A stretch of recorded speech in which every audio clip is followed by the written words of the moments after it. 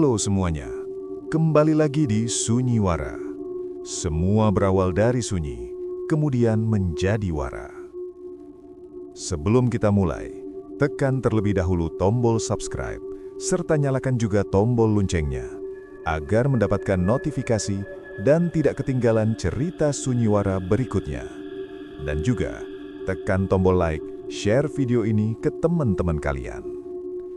Buat kalian yang punya pengalaman atau cerita horor pribadi, baik itu kejadian nyata, pengalaman keluarga, atau cerita yang sampai sekarang masih kepikiran, kalian bisa langsung kirim ceritanya ke email sunyiwara.official@gmail.com.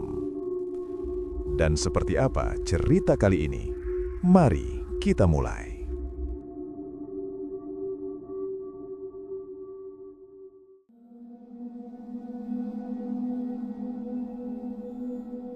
Mereka datang bukan sebagai peziarah, bukan sebagai orang yang ingin memahami tempat itu, melainkan sebagai pemburu konten.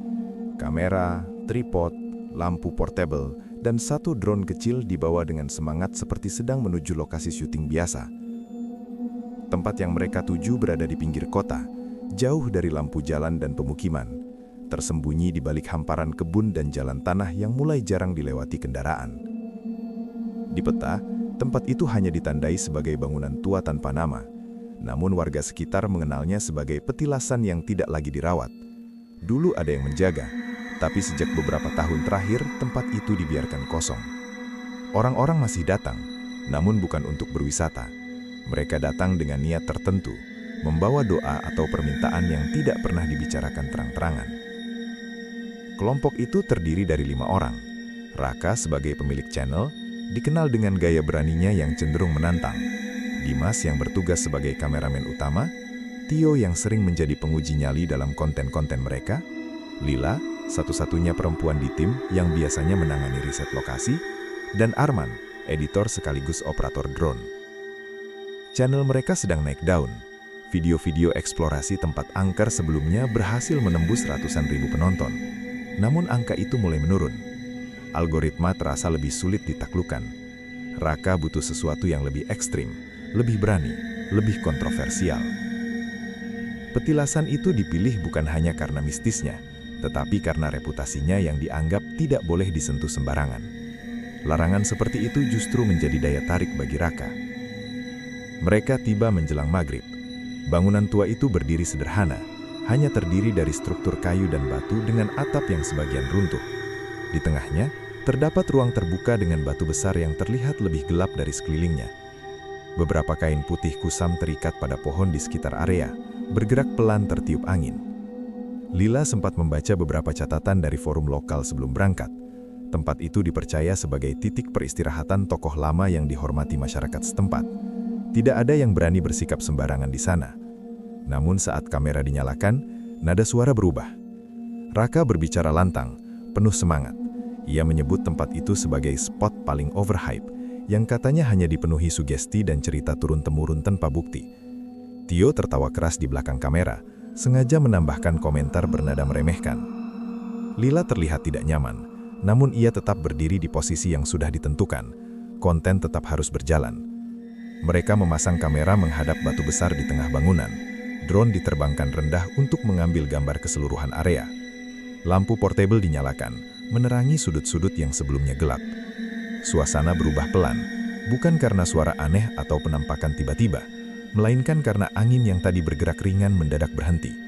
Kain putih di pohon tak lagi berkibar, udara terasa lebih berat, seperti menjelang hujan, meski langit di atas masih cerah senja. Raka, yang sudah terlalu larut dalam perannya, melangkah mendekati batu besar itu. Ia duduk di atasnya, sesuatu yang jelas tidak dilakukan pengunjung biasa. Dengan nada bercanda, ia mengajak penontonnya untuk menantang siapapun yang katanya menjaga tempat itu. Dimas merekam semuanya. Tio menambahkan komentar yang semakin kasar. Lila akhirnya berbisik pelan agar mereka tidak berlebihan, namun nadanya tenggelam oleh tawa. Tidak ada suara keras saat itu, tidak ada bayangan melintas, hanya satu perubahan kecil yang mungkin tidak tertangkap kamera.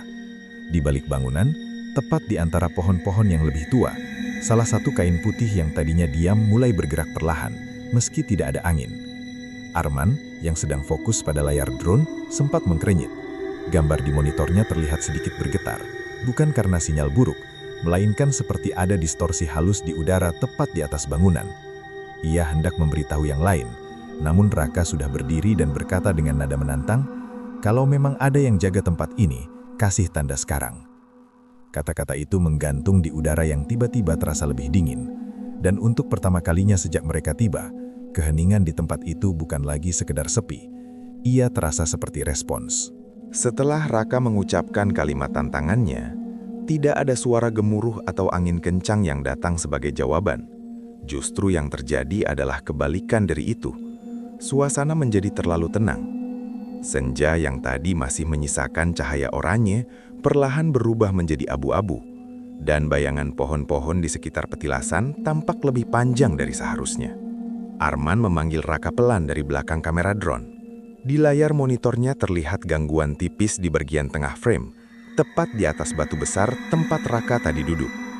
Bukan glitch biasa seperti sinyal lemah, melainkan distorsi yang tampak seperti udara panas di atas aspal, padahal malah mulai turun dan suhu justru terasa lebih dingin. Raka mendekat, melihat sekilas lalu tertawa kecil. Ia menganggapnya efek lensa atau pantulan cahaya lampu portable. Tio ikut menimpali dengan komentar yang bernada meremehkan, mengatakan bahwa tempat itu mungkin terlalu biasa untuk diberi label keramat. Lila tidak ikut tertawa. Ia berdiri sedikit menjauh dari yang lain, memperhatikan kain putih yang terikat di salah satu pohon. Tadi sore kain itu bergerak pelan tertiup angin, namun kini ia justru melilit batang pohon seperti ditarik dari arah belakang. Tidak ada angin yang bisa menjelaskan perubahan itu. Syuting tetap berjalan. Raka mulai membaca ulang cerita-cerita yang mereka temukan di internet, namun dengan nada yang sengaja dilebih-lebihkan. Ia menyebutkan bahwa banyak orang percaya ada penjaga di tempat itu, lalu dengan santai menepuk batu besar di tengah bangunan, seolah ingin menunjukkan bahwa tidak ada apapun yang perlu dihormati. Ketika tangan Raka menyentuh batu itu, Arman kembali melihat distorsi di layar drone. Kali ini lebih jelas. Gambar sedikit bergetar, dan selama sepersekian detik, muncul bayangan gelap berdiri di belakang Raka, padahal secara kasat mata tidak ada siapapun di sana. Arman menurunkan drone dengan cepat. Saat drone menyentuh tanah, suasana terasa berubah lagi. Lampu portable yang menyala terang tiba-tiba meredup, bukan mati total, tetapi cukup untuk membuat sudut-sudut bangunan kembali tenggelam dalam gelap. Dimas tetap merekam. Ia mendekat untuk mengambil close-up wajah Raka yang masih berbicara lantang ke arah kamera. Namun ketika ia memutar kamera sedikit ke kiri untuk mengambil angle lebih dramatis, ia melihat sesuatu di layar kecilnya. Di belakang Raka, tepat di tepi bangunan yang atapnya runtuh, ada siluet yang tidak bergerak. Bukan bayangan pohon, bukan kain putih. Bentuknya lebih padat, tinggi, dan berdiri menghadap ke arah mereka. Dimas tidak langsung berkata apa-apa. Ia menurunkan kamera dan melihat dengan mata telanjang. Tidak ada siapapun di sana. Ketika ia kembali melihat melalui lensa, siluet itu tetap ada. Nafasnya menjadi lebih pendek. Ia memanggil Raka pelan, mencoba tidak terdengar panik. Raka mengira itu hanya bagian dari dramatisasi, dan justru semakin bersemangat, mengajak Dimas mengarahkan kamera ke sudut-sudut gelap untuk membuktikan bahwa tidak ada apa-apa. Namun semakin kamera diarahkan, semakin banyak gangguan kecil muncul di layar. Bayangan bergerak tipis, distorsi yang tidak konsisten, dan suara dengung rendah yang tertangkap mikrofon meski telinga mereka tidak mendengar apapun secara langsung. Tio mulai merasakan sesuatu yang berbeda, bukan melihat, melainkan perasaan seperti sedang diawasi dari berbagai arah.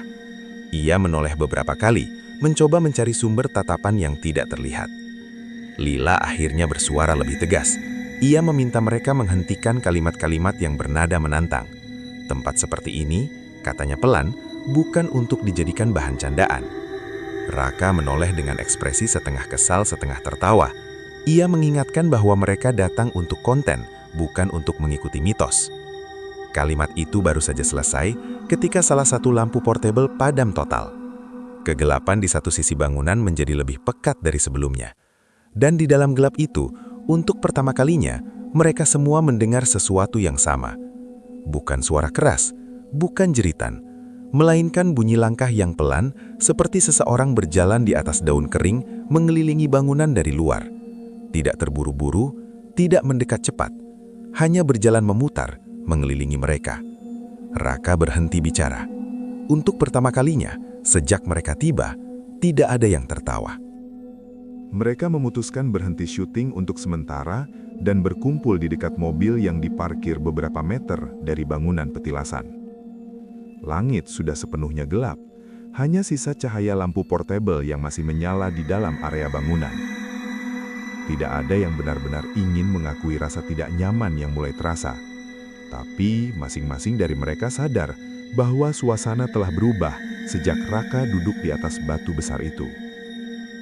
Dimas membuka layar kecil di kameranya dan memutar ulang rekaman beberapa menit sebelumnya. Pada awalnya terlihat biasa saja. Raka berbicara dengan penuh percaya diri. Tio menimpali dengan candaan dan latar belakang bangunan tampak kosong. Namun saat Dimas memperlambat rekaman di momen ketika ia sempat melihat siluet itu, semuanya terdiam. Di layar, tepat di belakang Raka, memang terlihat bentuk gelap berdiri di antara dua tiang kayu yang sudah rapuh. Bukan bayangan yang bergerak karena lampu, bukan efek lensa. Bentuk itu konsisten selama beberapa detik penuh, tinggi dan tegak, seperti seseorang yang sengaja berdiri diam. Ketika Raka bergerak sedikit ke kanan, bentuk itu tidak ikut bergeser seperti bayangan seharusnya. Ia tetap berada di titik yang sama, seolah memiliki kedalaman sendiri.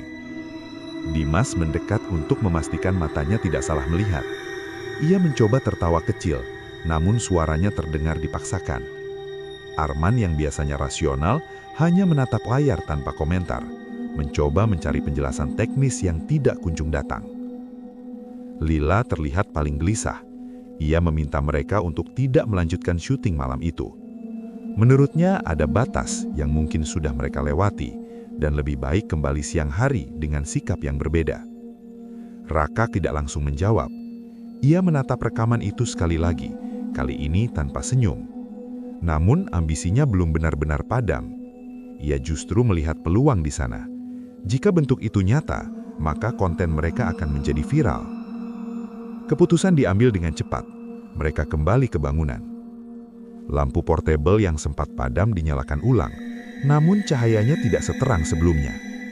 Area di sekitar batu besar terasa lebih gelap, meski lampu diarahkan langsung ke sana. Dimas mengambil posisi yang sama seperti tadi, mencoba mereplikasi angle sebelumnya.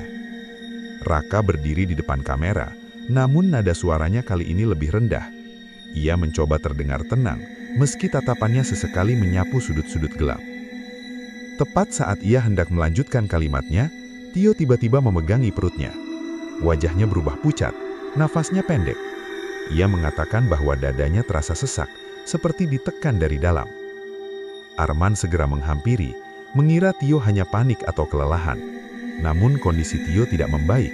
Ia tidak bisa berdiri tegak, dan keringat dingin mulai muncul di dahinya, meski udara malam terasa dingin. Di saat itulah, langkah yang sebelumnya terdengar dari luar kembali terdengar. Kini lebih dekat. Bukan lagi mengitari bangunan, melainkan berjalan perlahan di atas lantai kayu yang sebagian sudah lapuk. Suara itu terdengar jelas oleh semuanya. Langkah yang mantap, tidak tergesa, dan berhenti tepat di belakang mereka. Tidak ada satupun yang berani langsung menoleh. Udara terasa berat, seperti ruang itu kehilangan oksigen sedikit demi sedikit. Lampu portable berkedip sekali, lalu stabil kembali. Raka perlahan menoleh. Tidak ada siapapun di sana. Namun di lantai kayu dekat batu besar terlihat bekas pijakan yang baru. Debu tipis yang sebelumnya rata, kini tergeser membentuk pola seperti telapak kaki tanpa alas. Tio terjatuh berlutut. Ia tidak pingsan, tapi tatapannya kosong, seperti melihat sesuatu yang tidak bisa dilihat orang lain. Dimas masih merekam, tanpa sadar.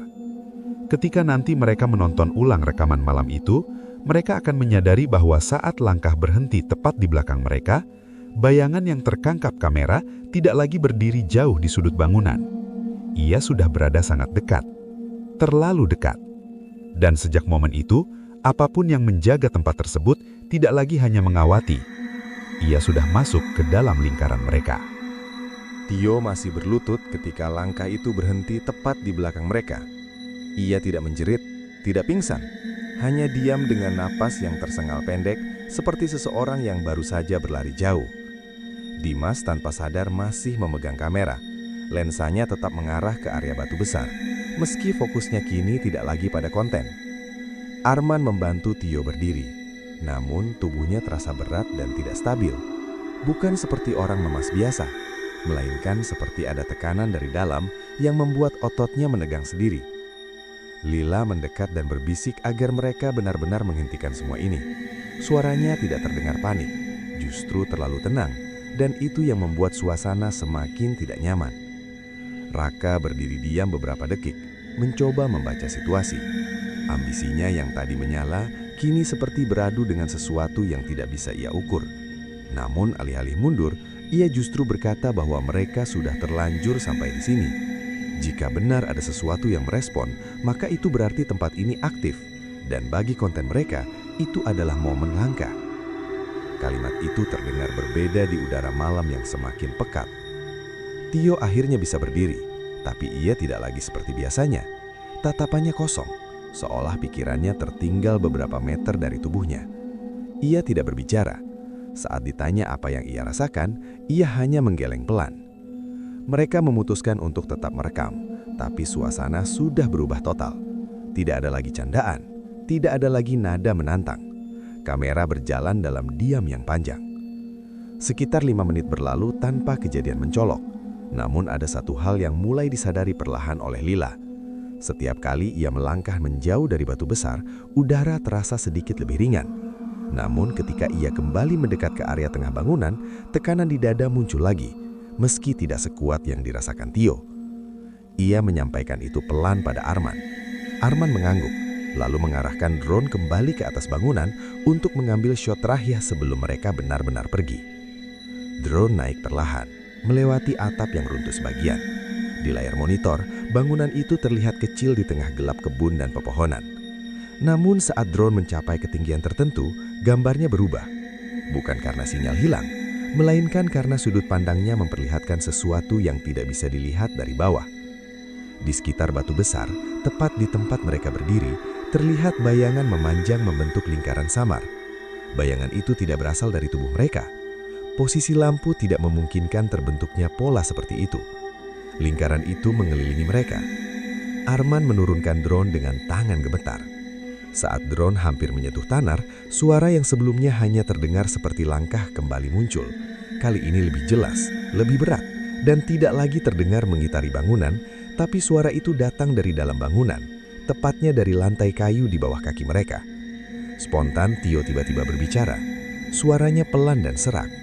Ia mengatakan bahwa ada seseorang berdiri sangat dekat dengannya sejak tadi, sampai ia bisa merasakan napas itu di sisi wajahnya. Namun tidak ada siapapun yang terlihat. Jadi Dimas menoleh ke arah yang ditunjuk Tio, tapi Dimas tidak melihat sosok. Namun ia melihat sesuatu yang membuat darahnya terasa dingin, yaitu di antara cahaya lampu portable dan bayangan tiang kayu, ada perbedaan warna yang sangat tipis. Seperti siluet yang hanya bisa terlihat jika diperhatikan lama. Berdiri tepat di samping Tio. Raka akhirnya menyadari bahwa situasi ini bukan lagi soal viral atau tidak. Ia memberi isyarat untuk mengakhiri syuting dan kembali ke mobil. Namun saat mereka melangkah menjauh dari batu besar itu, suara kayu di bawah kaki mereka berubah. Bukan lagi suara biasa, melainkan ada bunyi tambahan seperti kayu yang menahan beban lebih dari 5 orang. Seolah-olah ada langkah lain yang mengikuti mereka. Dan langkah itu tidak berhenti ketika mereka berhenti, tapi ia tetap berjalan satu kali lagi setelah mereka diam. Perjalanan kembali ke mobil terasa lebih jauh dari saat mereka datang. Tidak ada yang benar-benar berbicara selama beberapa menit pertama. Tio berjalan paling belakang, langkahnya sedikit tertinggal, seolah tubuhnya bergerak tanpa sepenuhnya mengikuti pikirannya sendiri. Dimas beberapa kali menoleh ke belakang tanpa alasan jelas, bukan karena mendengar sesuatu yang konkret, melainkan karena ada sensasi seperti ruang di belakang mereka tidak benar-benar kosong. Sesampainya di mobil, Arman langsung memasukkan drone dan perlengkapan ke bagasi tanpa banyak komentar. Lila berdiri memandangi bangunan petilasan itu untuk terakhir kalinya malam itu. Dari jarak beberapa meter, bangunan itu tampak biasa saja, bahkan nyaris tidak menakutkan. Justru kesederhanaannya yang membuat apapun yang mereka alami terasa lebih mengganggu, karena tidak ada tanda eksternal yang bisa disalahkan. Dimas duduk di kursi belakang dan memejamkan mata, mencoba mengatur nafasnya. Raka menyalakan mesin mobil dan berkata bahwa mereka akan mengecek ulang rekaman di penginapan saja. Ia berusaha terdengar tenang, namun tangannya terlihat lebih kaku saat memegang setir. Sepanjang perjalanan keluar dari area kebun, tidak ada suara aneh atau kejadian mencolok. Jalan tanah yang tadi mereka lewati kini terasa lebih sempit, mungkin karena malam yang semakin pekat. Lampu mobil menyapu pepohonan di kanan kiri, dan setiap kali cahaya bergerak, bayangan-bayangan panjang ikut meluncur seolah mengejar. Di penginapan kecil tempat mereka menginap, suasana relatif normal. Resepsionis bahkan sempat menanyakan apakah mereka berhasil mendapatkan konten yang diinginkan. Raka hanya tersenyum singkat dan mengatakan semuanya berjalan lancar. Di dalam kamar, mereka duduk mengelilingi laptop Arman untuk menonton ulang footage utama. Rekaman awal terlihat sama seperti yang mereka ingat. Raka berbicara dengan nada menantang, Tio tertawa, Lila terlihat gelisah di sisi frame. Namun ketika mereka sampai pada bagian setelah drone naik, sesuatu yang berbeda mulai terlihat. Di layar, saat drone memperlihatkan tampak atas bangunan, lingkaran samar yang tadi dilihat Arman tampak lebih jelas dalam versi rekaman resolusi tinggi.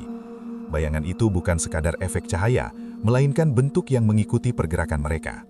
Setiap kali salah satu dari mereka berpindah posisi, lingkaran itu menyesuaikan diri, menjaga jarak yang sama seperti batas tak terlihat. Lalu rekaman berlanjut ke momen ketika Tio mengatakan ia merasakan nafas di sisi wajahnya. Di layar, tepat sebelum Tio berbicara, ada perubahan kecil di udara di sampingnya. Bukan sosok yang utuh, melainkan kontur samar yang menyerupai profil wajah, tipis dan hampir menyatu dengan latar belakang. Namun semakin lama diperhatikan, semakin sulit diabaikan. Dimas menghentikan video di titik itu tanpa banyak komentar. Ruangan mendadak terasa lebih sempit, seolah udara ikut menahan diri bersama mereka. Tidak ada yang langsung mencari penjelasan teknis atau bercanda seperti biasanya. Mereka hanya menatap layar dalam diam yang lebih berat dari suara apapun. Raka tetap memandang gambar yang dibekukan itu beberapa detik lebih lama daripada yang lain. Ketika akhirnya ia berbicara, ia mengatakan bahwa bagian tersebut justru akan membuat video mereka meledak, tetapi nada suaranya tidak lagi terdengar seperti tantangan. Ada jeda kecil di antara kata-katanya, seperti seseorang yang sedang mencoba menegaskan sesuatu agar terdengar masuk akal, terutama bagi dirinya sendiri. Tio sejak tadi tidak ikut menonton dengan fokus. Ia duduk di tepi ranjang, memandangi lantai kamar. Ketika Lila menyentuh bahunya untuk bertanya apakah ia baik-baik saja, Tio hanya mengangguk tanpa benar-benar melihat ke arahnya. Beberapa menit kemudian, Arman melanjutkan rekaman sampai bagian ketika mereka berjalan menjauh dari batu besar. Disinilah sesuatu yang paling mengganggu muncul. Suara langkah tambahan yang mereka dengar malam itu ternyata terekam jelas. Namun yang lebih membuat tengkuk meremang adalah pergerakan bayangan di tanah. Dalam cahaya lampu portable, terlihat 6 bayangan berjalan menjauh dari bangunan. Padahal mereka hanya berlima. Tidak ada kesalahan sudut lampu, tidak ada objek tambahan yang bisa menjelaskan satu bayangan ekstra yang bergerak dengan ritme sendiri. Raka menutup laptop dengan cepat, seolah menghentikan rekaman bisa menghentikan fakta yang baru saja mereka lihat. Malam itu, ketika masing-masing mencoba tidur di kamar yang sama, tidak ada yang benar-benar bisa memejamkan mata dengan tenang. Tio terbangun beberapa kali dengan nafas tersengal, mengatakan bahwa ada suara kayu diinjak di dalam kamar meskipun lantainya keramik. Dan menjelang dini hari, sesuatu terjadi yang tidak tertangkap kamera manapun. Pintu kamar mereka yang terkunci dari dalam terdengar seperti ditekan perlahan dari sisi luar, bukan didorong keras, melainkan disentuh dengan tekanan yang konstan, seolah seseorang berdiri di koridor penginapan dan memastikan mereka masih ada di dalam. Pagi setelah mereka kembali dari petilasan, suasana di kamar penginapan terasa canggung. Tidak ada yang benar-benar membahas rekaman semalam secara terbuka, meskipun masing-masing tahu bahwa apa yang mereka lihat bukan sekedar gangguan kamera biasa. Raka mencoba kembali ke pola pikir awalnya, membahas strategi judul dan thumbnail, seolah pembicaraan teknis bisa menutupi rasa tidak nyaman yang belum selesai. Tio terlihat paling berbeda. Sejak subuh ia tidak banyak bicara, hanya duduk di sudut ranjang sambil menatap dinding kosong. Ketika ditanya apakah ia masih merasa sesak, ia menggeleng. Tetapi matanya tampak lelah seperti orang yang tidak tidur sama sekali. Ia mengaku sempat terbangun beberapa kali karena merasa ada yang berdiri di sisi ranjangnya, meski ketika membuka mata kamar itu tetap kosong. Menjelang siang, mereka memutuskan pulang ke kota dan melanjutkan proses editing di studio kecil milik Raka. Perjalanan terasa lebih normal dibanding malam sebelumnya. Jalanan ramai, suara kendaraan kembali memenuhi telinga, dan logika mulai perlahan mengambil alih ketegangan semalam. Namun keadaan berubah lagi ketika mereka mulai mengedit footage di studio. Arman memindahkan file rekaman ke komputer utama. Semua berjalan lancar sampai pada bagian drone yang memperlihatkan tampak atas bangunan. Gambar sempat membeku beberapa detik sebelum kembali normal, tetapi kali ini muncul detail yang tidak mereka sadari saat menonton di penginapan. Di salah satu frame, ketika mereka berdiri melingkari batu besar, terlihat sesuatu di sisi luar lingkaran itu. Bukan bayangan samar seperti sebelumnya, melainkan bentuk yang lebih padat, meski tetap tidak memiliki detail wajah atau pakaian. Ia tidak berdiri diam. Dalam beberapa frame berikutnya, posisinya berpindah sedikit demi sedikit, selalu menjaga jarak yang sama dari mereka. Arman memperbesar gambar itu. Tidak ada efek digital yang bisa menjelaskan perpindahan tersebut. Bayangan lampu tidak bergerak sehalus itu, dan tidak mungkin ada orang lain di lokasi tanpa mereka sadari. Raka terdiam cukup lama, sebelum akhirnya berkata bahwa mereka harus mengunggah video ini secepat mungkin. Ia beralasan momentum harus dijaga, dan jika terlalu lama ditahan, sensasi itu akan hilang. Meski terdengar logis secara konten, ada sesuatu dalam caranya berbicara yang terasa tergesa, seperti ingin segera menyelesaikan sesuatu sebelum sempat dipikir ulang. Lila terlihat ragu, tetapi tidak melarang. Ia hanya meminta agar bagian yang bernada menantang di awal video tidak dipotong, melainkan dibiarkan utuh. Menurutnya, jika ada konsekuensi, penonton harus melihat konteksnya. Video akhirnya dijadwalkan tayang malam itu. Beberapa jam setelah unggahan dipublikasikan, respons penonton meledak. Komentar berdatangan lebih cepat dari biasanya. Banyak yang menyoroti bayangan tambahan dalam frame, bahkan ada yang menandai detik-detik tertentu yang menunjukkan bentuk lain di sudut gambar yang tidak mereka sadari. Namun ada satu komentar yang membuat Arman merinding. Seseorang menuliskan bahwa di menit ke-14, tepat saat Tio mengatakan ia merasakan nafas di wajahnya, terdengar suara tambahan di audio, seperti bisikan pendek yang tidak berasal dari salah satu dari mereka. Arman memutar ulang bagian itu dengan headphone. Ia menaikkan volume perlahan. Di antara suara angin dan nafas Tio, memang terdengar sesuatu yang sangat pelan, seperti satu kata yang diucapkan dengan nada rendah. Kata itu tidak jelas, namun ritmenya tidak menyerupai suara alam atau gangguan teknis. Tio yang duduk di sebelahnya tiba-tiba berdiri. Ia tidak menunggu bagian itu selesai diputar. Wajahnya pucat, dan ia mengatakan bahwa sejak tadi, ia terus mendengar suara yang sama, bukan dari rekaman, melainkan dari kepalanya sendiri. Raka mencoba menenangkan, menganggapnya sugesti setelah membaca komentar, namun Tio menggeleng pelan. Ia mengatakan suara itu tidak muncul ketika mereka di studio, melainkan setiap kali ia memejamkan mata.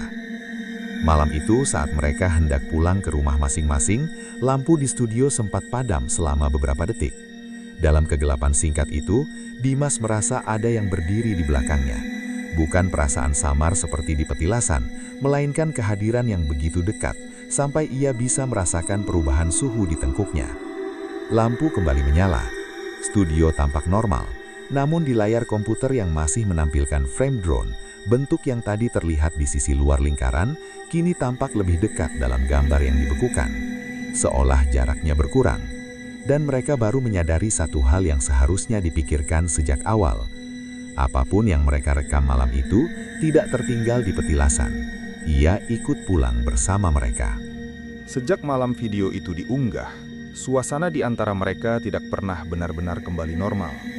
Komentar penonton terus berdatangan, sebagian menganggapnya rekayasa cerdas, sebagian lain memperingatkan agar mereka segera meminta maaf dan menurunkan video tersebut.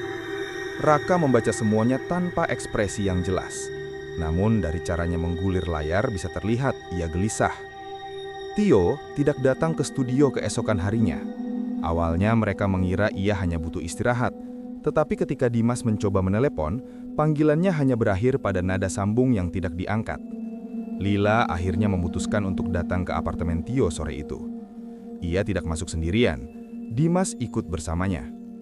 Ketika pintu dibuka, Tio tampak jauh lebih pucat dibanding 2 hari sebelumnya. Ruang apartemennya gelap meski masih sore. Tirai tertutup rapat dan udara terasa pengap. Ia mengatakan tidak bisa tidur karena setiap kali lampu dimatikan, ia mendengar langkah berjalan di ruang tamunya. Padahal ia tinggal sendirian di lantai 6. Lila mencoba menenangkan dengan nada pelan, mengatakan mungkin itu efek stres. Namun Tio menggeleng dan menunjuk ke arah dinding dekat televisi. Di sana, tepat di antara pantulan cahaya jendela dan bayangan lemari, ada perbedaan warna tipis yang sulit dijelaskan. Bukan noda, bukan retakan cat, melainkan kontur samar yang membentuk siluet tinggi. Jika dilihat sekilas, ia menyatu dengan bayangan biasa. Namun semakin lama diperhatikan, bentuk itu terasa terlalu konsisten untuk disebut kebetulan. Dimas merasakan hal yang sama seperti di petilasan. Perasaan bahwa ruang di sekitarnya sedikit lebih padat dari seharusnya. Tio mengatakan suara yang ia dengar bukan lagi bisikan acak. Kini terdengar seperti satu kalimat pendek yang diulang pelan setiap kali ia memejamkan mata. Ia tidak bisa menangkap seluruhnya, hanya potongan kata yang terdengar seperti kembali atau balik. Di sisi lain kota, Arman mengalami hal berbeda. Saat sedang bekerja sendirian di studio untuk memeriksa ulang audio, ia menyadari bahwa waveform pada bagian tertentu terlihat lebih tebal daripada yang seharusnya. Ia memutar bagian itu berkali-kali, mencoba membersihkan noise dengan software. Namun setiap kali diperjelas, suara tambahan itu justru semakin jelas. Bukan lagi seperti bisikan samar, melainkan seperti seseorang berdiri sangat dekat dengan mikrofon, berbicara dengan nada rendah yang terkontrol. Raka tetap bersikeras bahwa video tidak akan diturunkan. Ia justru mengusulkan untuk membuat video lanjutan, menjelaskan kejadian setelah syuting sebagai bagian dari seri. Menurutnya penonton akan menyukai kelanjutannya. Lila menentang dengan lebih tegas lagi kali ini. Ia mengatakan bahwa yang mereka hadapi bukan sekedar sensasi.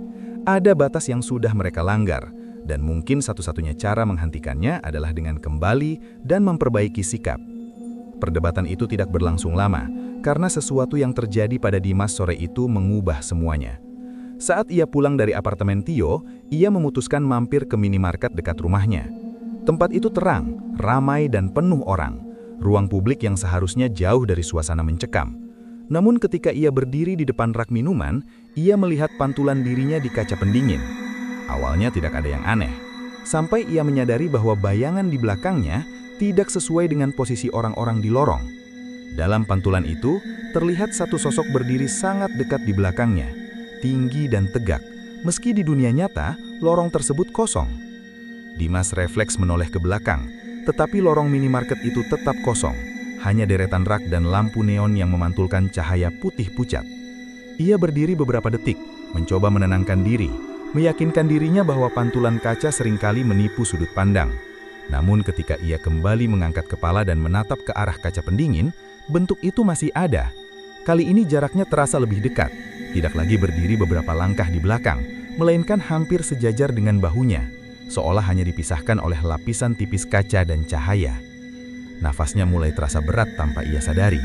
Ia tidak berlari atau berteriak, ia hanya memandangi pantulan itu beberapa detik terlalu lama, sampai kesadaran perlahan datang, bahwa sosok tersebut tidak mengikuti gerakan orang-orang di sekitarnya. Barulah ia mundur satu langkah, kemudian 2, dan tanpa banyak pikir, ia meninggalkan keranjang belanja di lorong. Panggilan kasir terdengar samar di belakangnya, tetapi suara itu seperti tertahan oleh jarak yang tiba-tiba terasa lebih jauh dari biasanya. Ia keluar dari minimarket dengan langkah cepat, mencoba mengatur nafas yang mulai tidak stabil, sementara bayangan tadi tetap teringat jelas di benaknya. Malam itu, akhirnya mereka berkumpul lagi di studio. Tidak ada lagi pembicaraan soal viral atau algoritma. Yang ada hanya pertanyaan yang sama berulang dalam kepala masing-masing. Apakah semua ini berhenti jika mereka kembali ke petilasan dan meminta maaf, atau justru memperburuk keadaan? Dan ketika mereka sedang membahas kemungkinan itu, layar komputer yang masih menampilkan thumbnail video mereka tiba-tiba berubah sendiri ke salah satu frame drone. Bentuk yang sebelumnya berada di sisi luar lingkaran, kini tampak berdiri di dalamnya. Tepat di posisi tempat Raka berdiri saat menantang malam itu. Jaraknya tidak lagi di luar, ia sudah berada di tengah. Keputusan untuk kembali ke petilasan tidak diambil dengan keberanian, melainkan dengan kelelahan yang sudah terlalu lama dipendam. Setelah kejadian di minimarket dan kondisi Tio yang semakin sulit dikendalikan, mereka menyadari bahwa membiarkan semuanya berjalan tanpa tindakan hanya akan memperpanjang sesuatu yang tidak mereka pahami. Raka akhirnya setuju untuk kembali, bukan karena ia sepenuhnya percaya pada hal-hal di luar logika, tetapi karena keadaan sudah menggerus rasa yakin yang selama ini ia pegang. Mereka tiba menjelang sore, memilih waktu ketika cahaya masih cukup untuk melihat sekitar dengan jelas. Tidak ada kamera yang dinyalakan, tidak ada pembukaan dramatis seperti kunjungan pertama. Langkah mereka terasa lebih lambat, seolah setiap orang sedang menimbang ulang alasan kenapa mereka sampai di titik ini. Petilasan itu tampak biasa di bawah cahaya senja. Kayu-kayu tua yang lapuk berdiri tanpa kesan menganjam. Batu besar di tengah bangunan terlihat sama seperti sebelumnya, hanya benda mati yang seharusnya tidak memiliki peran apapun dalam hidup mereka. Namun, ada sesuatu pada suasana yang sulit dijelaskan. Semacam tekanan halus yang tidak terlihat, tetapi cukup untuk membuat nafas terasa sedikit lebih berat. Lila berdiri beberapa langkah dari batu itu dan menatapnya cukup lama. Ia tidak menyentuhnya, hanya membiarkan jarak itu tetap ada. Raka kemudian melangkah maju dan berbicara dengan suara pelan yang jauh berbeda dari nada menantang beberapa hari lalu. Ia mengakui bahwa mereka telah bersikap tidak sopan, bahwa mereka datang dengan niat yang salah, dan jika ada batas yang mereka langgar, ia ingin memperbaikinya. Tidak ada jawaban yang terdengar, namun udara di sekitar mereka berubah secara perlahan. Suhu terasa turun sedikit, cukup untuk disadari tanpa membuat siapapun menggigil. Tio yang sejak tadi berdiri agak menjauh, tiba-tiba berjalan mendekat tanpa diminta. Gerakannya tidak tergesa, justru terlalu tenang untuk situasi seperti itu. Ia berhenti tepat di depan batu besar dan menunduk, seolah mendengarkan sesuatu yang berada sangat dekat dengannya. Bibirnya bergerak pelan, membentuk kata-kata yang tidak terdengar oleh yang lain. Dimas memanggil namanya, namun Tio tidak merespons. Tatapannya tidak mengarah pada siapapun di antara mereka, melainkan sedikit ke samping, pada ruang kosong setinggi wajahnya.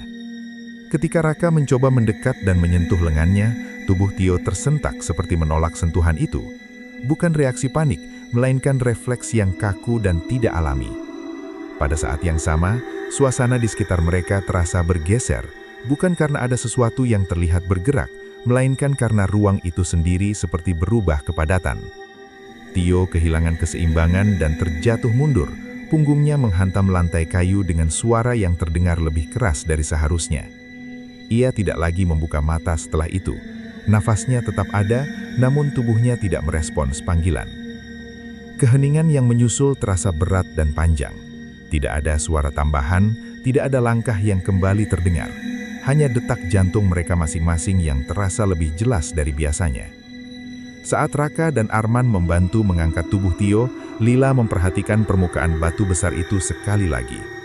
Ada guratan tipis yang tidak mereka ingat pernah melihatnya sebelumnya, membentuk pola halus seperti retakan baru yang muncul dari dalam batu. Garis itu tidak besar atau mencolok, tetapi cukup untuk membuatnya yakin bahwa sesuatu memang berubah. Tidak ada perdebatan, tidak ada pembicaraan panjang tentang apa yang baru saja terjadi. Langkah mereka menuju mobil terasa cepat tanpa perlu disepakati. Ketika hampir mencapai kendaraan, Dimas tanpa sadar menoleh ke arah bangunan itu untuk terakhir kalinya.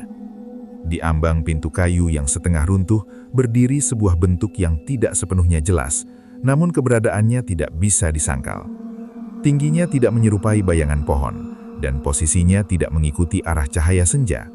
Ia berdiri diam, tidak bergerak, namun cukup nyata untuk membuat dada Dimas terasa sesak. Jarak di antara mereka bukan lagi sekadar persepsi melalui layar atau pantulan kaca, melainkan ia berada di sana, menempati ruang yang sama dengan dunia yang bisa disentuh. Dimas tidak mengatakan apapun kepada yang lain. Ia masuk ke mobil dan menutup pintu dengan tangan yang sedikit gemetar. Mesin dinyalakan, dan kendaraan itu perlahan meninggalkan kebun, membawa serta Tio yang masih tak sadarkan diri dan ketidakpastian yang semakin sulit dijelaskan. Petilasan itu mengecil di kaca spion, lalu menghilang di balik tikungan jalan tanah. Namun perasaan bahwa sesuatu belum selesai justru terasa semakin jelas, seolah kunjungan kedua mereka bukanlah akhir dari gangguan, melainkan penegasan bahwa batas yang mereka sentuh tidak bisa dihapus hanya dengan kata-kata. Tio tidak sadar sepanjang perjalanan pulang. Tubuhnya masih hangat dan napasnya stabil, tetapi kesadarannya seperti tertinggal di tempat yang baru saja mereka tinggalkan. Setibanya di kota, mereka langsung membawanya ke rumah sakit terdekat tanpa menjelaskan detail yang sulit diterima akal.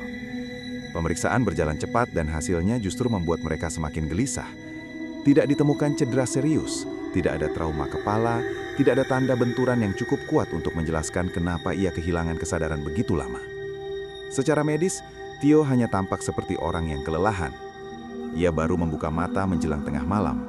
Tatapannya bergerak perlahan menyapu langit-langit kamar rawat sebelum akhirnya berhenti pada Lila yang duduk di sampingnya. Butuh beberapa detik sebelum ia benar-benar mengenali ruangan itu. Ketika Raka menjelaskan apa yang terjadi di petilasan, Tio mendengarkan dengan ekspresi yang sulit diterjemahkan. Ia tidak tampak terkejut, juga tidak tampak kebingungan, melainkan seperti seseorang yang sudah mengetahui bahwa momen itu akan datang. Ia mengatakan bahwa saat berdiri di depan batu besar, ia tidak merasa diganggu dalam arti biasa. Perasaan yang muncul justru seperti ditekan masuk ke dalam ruang yang bukan miliknya, seolah ada kesadaran lain yang berdiri terlalu dekat dengan pikirannya sendiri. Ia tidak mendengar ancaman atau teriakan, hanya satu dorongan yang terus berulang di kepalanya, bahwa mereka datang dengan cara yang salah dan berdiri di tempat yang tidak mereka pahami. Ucapan itu membuat suasana di kamar rawat menjadi lebih sunyi dari sebelumnya. Di luar ruangan, ponsel Dimas terus menerima notifikasi. Video mereka sedang melonjak drastis. Potongan klip mulai beredar di berbagai akun, lengkap dengan analisis bayangan dan teori yang semakin liar.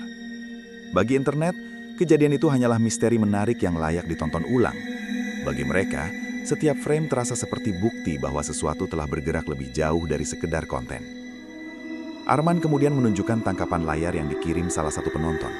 Gambar itu berasal dari bagian akhir video saat mereka berjalan menjauh dari bangunan.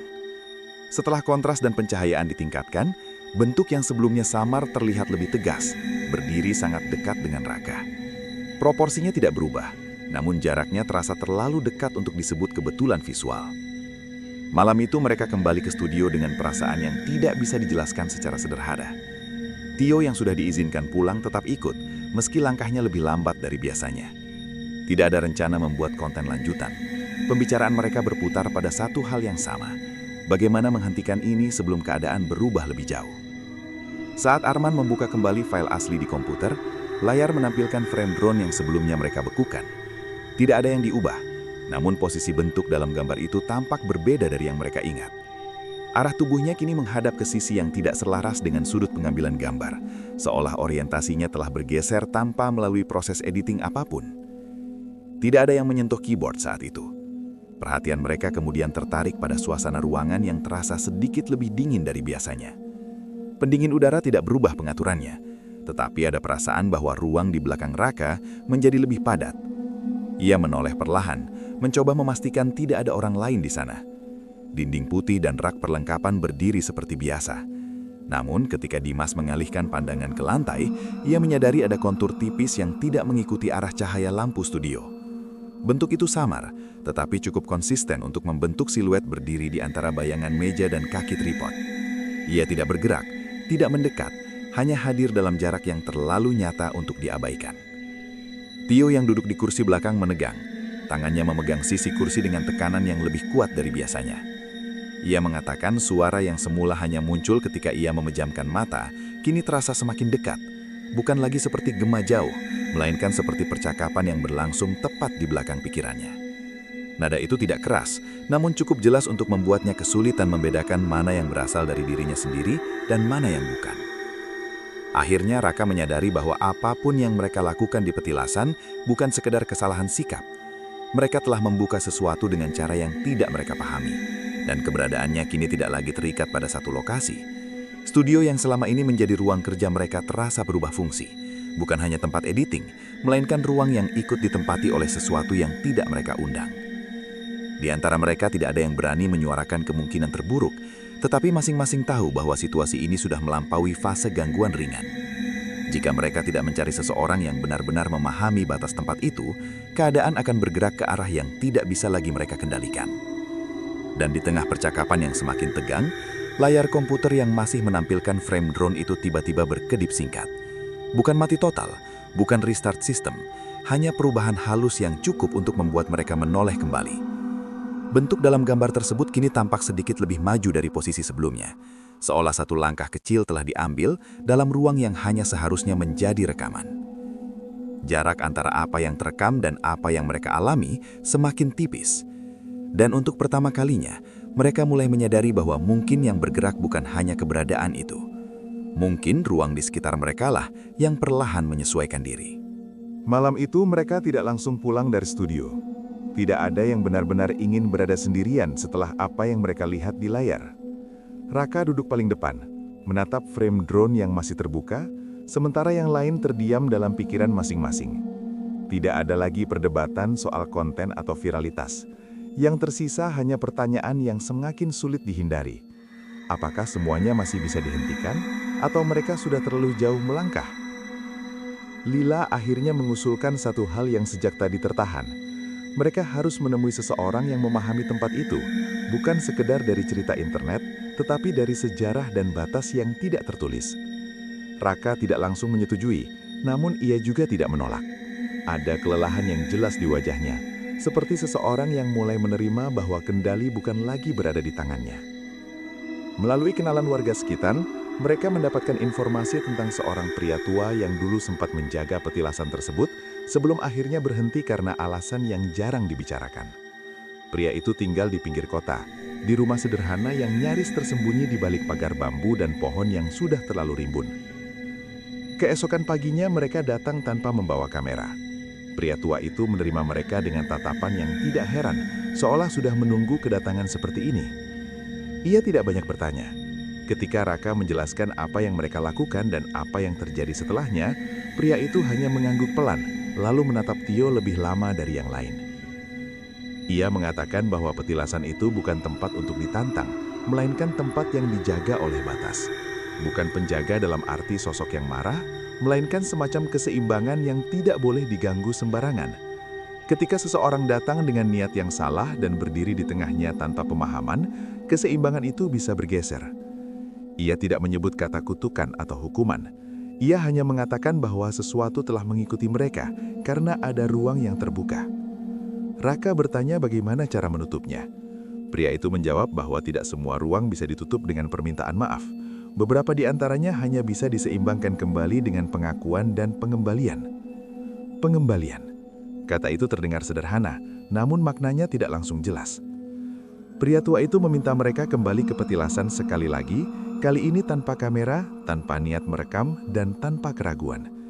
Ia menyarankan agar apapun yang mereka ambil secara tidak langsung, entah berupa sikap, ucapan, atau perhatian yang salah arah, dikembalikan melalui kesadaran yang utuh.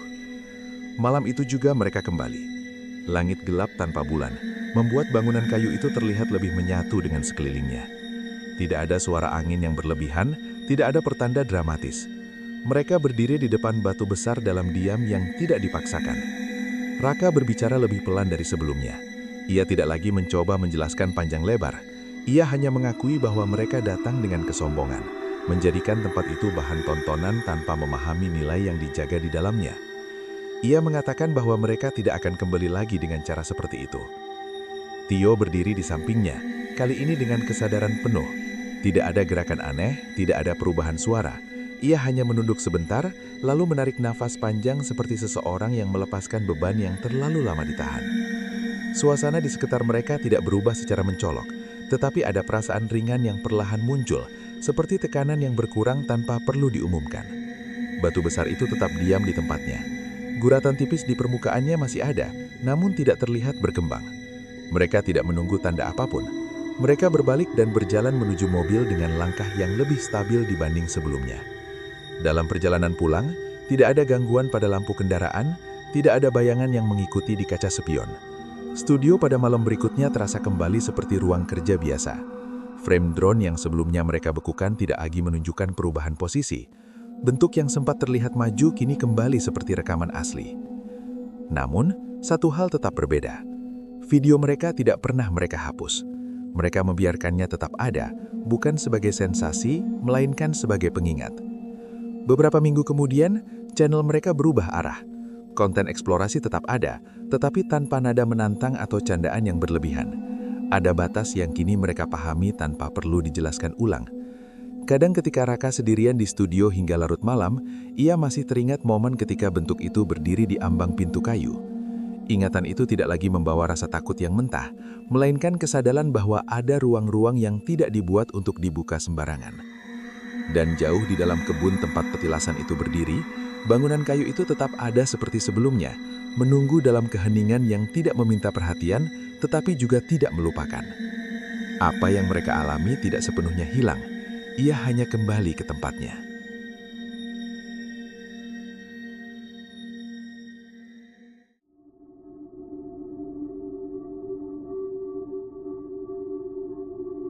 Dan itulah akhir dari cerita kali ini.